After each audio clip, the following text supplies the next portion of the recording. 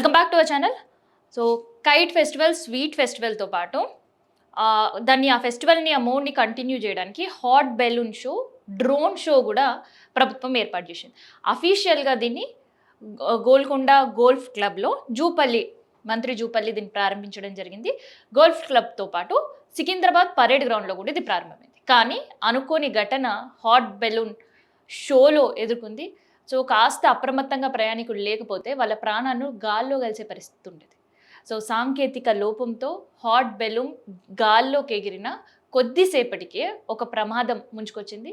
So హఠాత్తుగా emergency landing నక్నాపూర్ చెరువు దగ్గర ల్యాండ్ చేయాల్సి వచ్చింది బురదలు. సో ప్రయాణికుల ప్రాణాలు అయితే సేఫ్గానే ఉన్నాయి. కాకపోతే ఈ హాట్ బెలూన్ షో ప్రారంభించినప్పటి నుంచి కూడా ఒక విమర్శలు వినిపిస్తున్నాయి. 15 రూపాయలకే పాసులు, 300 పాసులు. ఈ 300 పాసులు సామాన్యుల చేతికి అందిన పాస్ ఎంత? ఎంతమంది ఇందులో సామాన్యులు ఉన్నారు అంటే ఒక 1% ఉంటారు అంతే.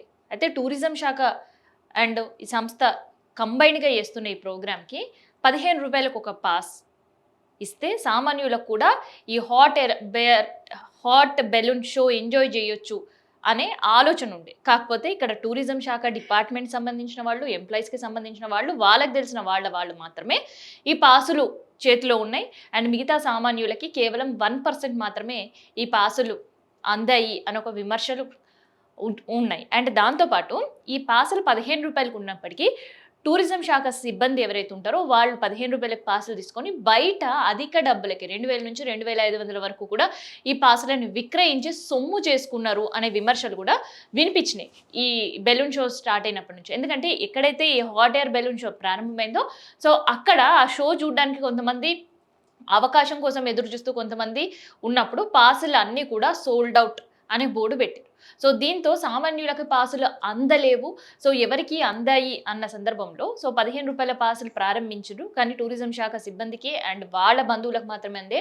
అండ్ ఇంకొంతమంది ఈ పాసులని ఎక్కువ రేట్లకు విక్రయించి సొమ్ము చేసుకున్నారు అనే విమర్శలు వినిపించాయి. అయితే ఈ విమర్శలు ఒకవైపు కొనసాగుతున్నాయి మొదటి రోజు నుంచి. అంటే నిన్న శుక్రవారం ఈ షో ప్రారంభమైంది.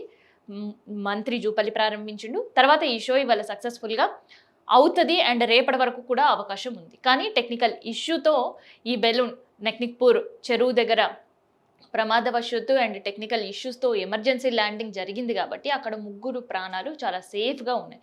లేదంటే పరిస్థితి ఏంటి? సో ఈ 15 రూపాయలకి హైదరాబాద్ చుట్టూ రావడానికి 2.5 గంటల పాటు ఈ షో జరగబోతుంది అండ్ జరుగుతుంది కూడా. So Hyderabad view points and దాంతోపాటు టూరిజం స్పాట్స్ కూడా హాట్ బెలూన్లో ఎక్కి విహరించేందుకే చాలామంది అడ్వెంచర్గా కూడా దీన్ని ఇష్టపడుతూ ఉంటారు. సో ఇంకా చెప్పాలంటే తెలంగాణలో కైట్ అండ్ స్వీట్ ఫెస్టివల్ కొనసాగింపుగా ఈ హాట్ ఎయిర్ బెలూన్ షో కూడా కొనసాగించడం అనేది ఇదే మొదటిసారి. సో గతంలో ఒక 2-3 సార్లు జరిగిన ఫెస్టివల్ సీజన్లో జరగకపోవడంతో పెద్ద ఆదరణ లేదు అండ్ దాంతోపాటు పెద్దగా రష్ కూడా లేదు.